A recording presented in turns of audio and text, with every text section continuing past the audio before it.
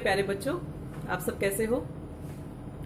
जैसा कि मैंने आपसे पिछले वीडियो में वादा किया था कि आज हम उन परिस्थितियों को और उन कारणों को जानेंगे जिसके कारण श्रीमद् भगवद गीता को गाने का अवसर आया। तो कथा कुछ इस प्रकार से है बच्चों कि कृष्ण और अर्जुन, जिनके बीच ये श्रीमद् भगवद गीता है, ये दोनों एक दूसरे से संबंधित हैं।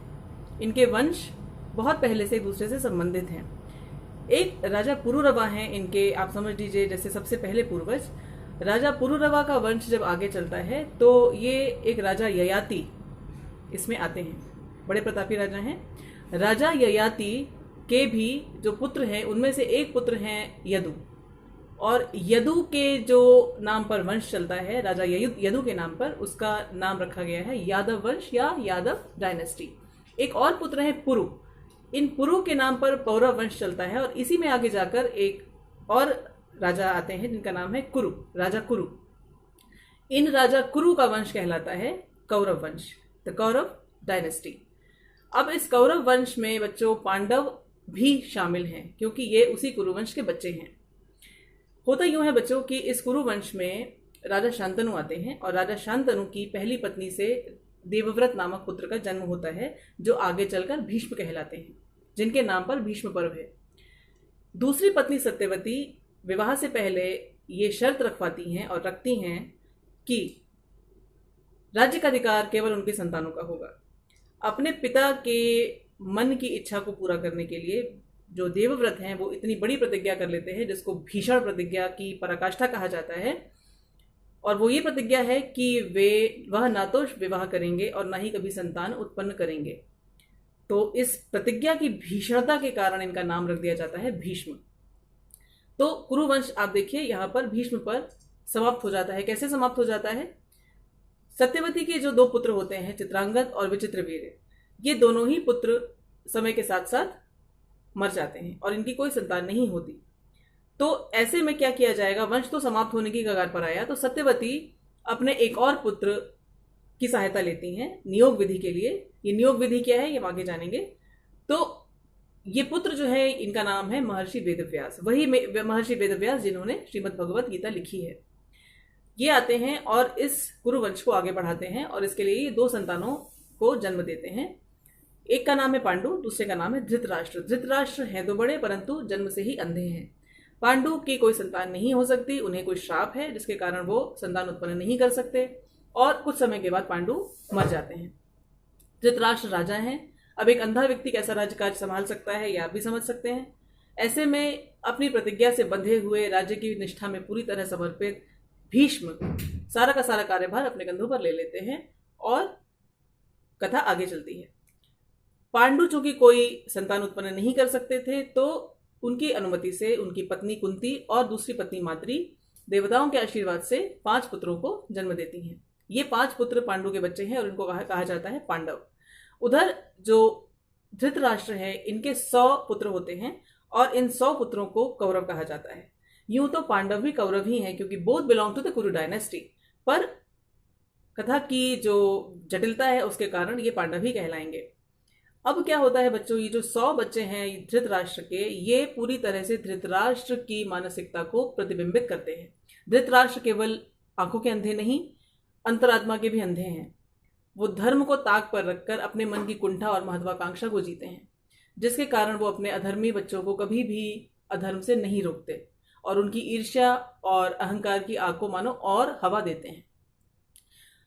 ईर्ष्या की आग में जलते हुए जो कौरव हैं, इनमें विशेषतः दुर्योधन बहुत अधिक प्रबल रूप से पांडवों का अहित करना चाहते हैं, और लगातार षड्यंत्र किए जाते हैं पांडवों को नष्ट करने के लिए, लेकिन पांडव हर बार बच निकलते हैं।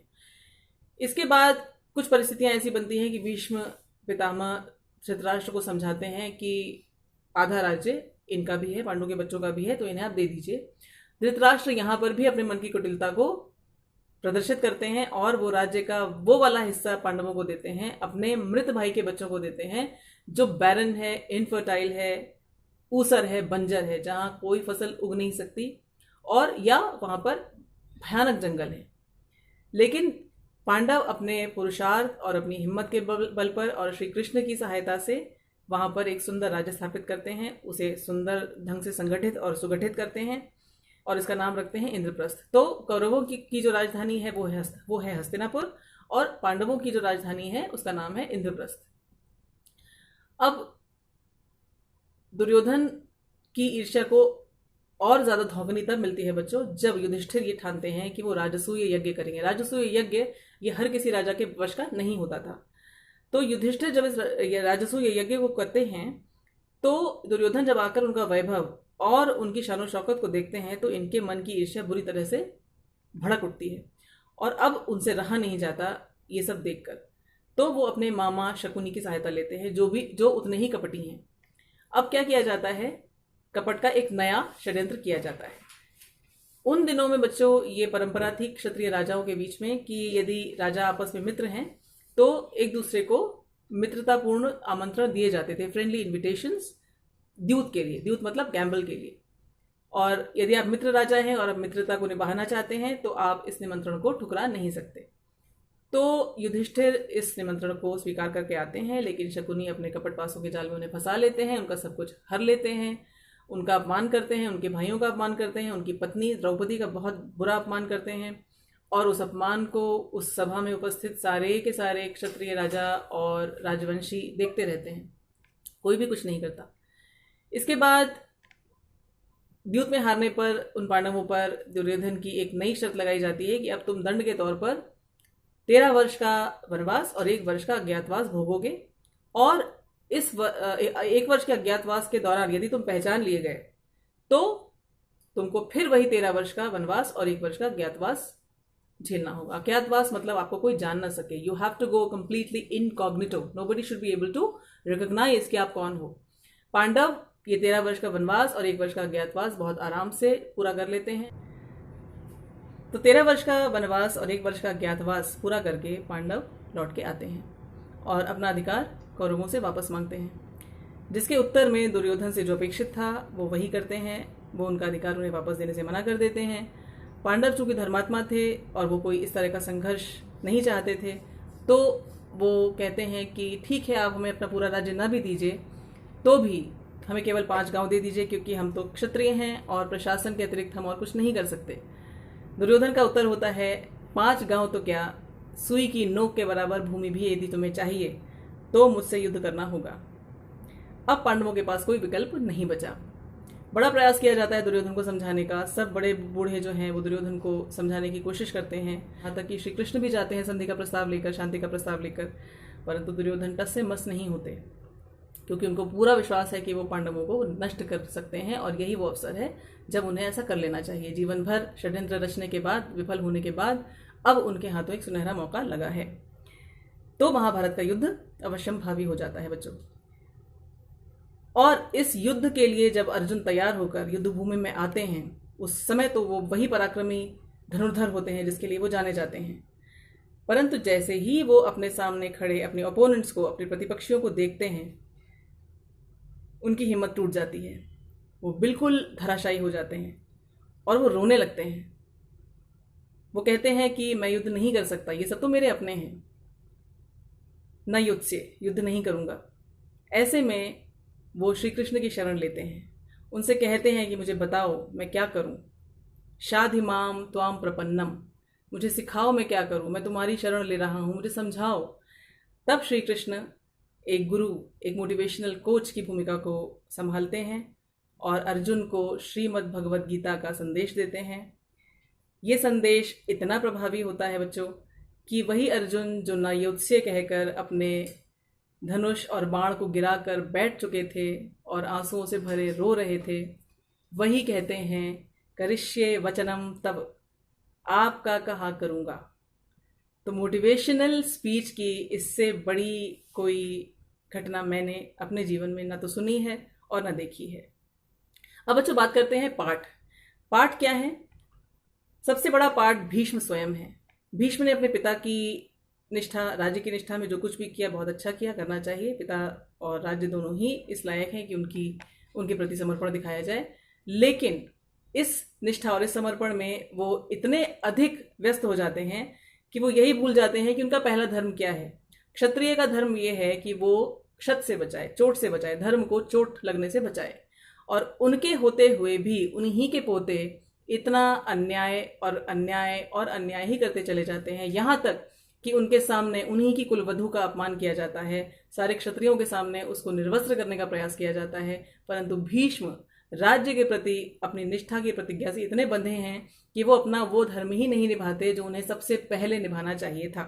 निष्ठा चाहे जिसके प्रति भी हो, कोई कंपनी है, कोई इंस्टीट्यूशन है, कोई समाज है, कोई कम्युनिटी है, कोई फेथ है, इसमें हमको इतना नहीं बंध जाना है कि हम यही भूल जाएं कि हमें वास्तव में करना चाहिए क्या। जो ड्यूटी है, जो हम पर हमारा धर्म है, वो हमें अवश्य ही करना चाहिए। अपने सामने अन्याय होते देखकर भी यदि हम किसी पर्टिकुलर फेथ या किसी पर्टिकुलर कम्युनिटी या किसी भी इंस्टीट्यूशन, किसी भी वस्तु, किसी भी धारणा के प्रति यदि हम निष्ठा के चलते वो नहीं करते जो हमें करना चाहिए, तो हम विनाश को प्राप्त होंगे। दूसरा, युधिष्ठिर राजसूय यज्ञ करने वाले प्रतापी राजा, और ठीक है कि द्यूत में एक मित्र के तौर पर यदि उन्हें दुर्योधन ने पुकारा था, निमंत्रण दिया था, परंतु वो जानते थे कि दुर्योधन के इरादे क्या हैं।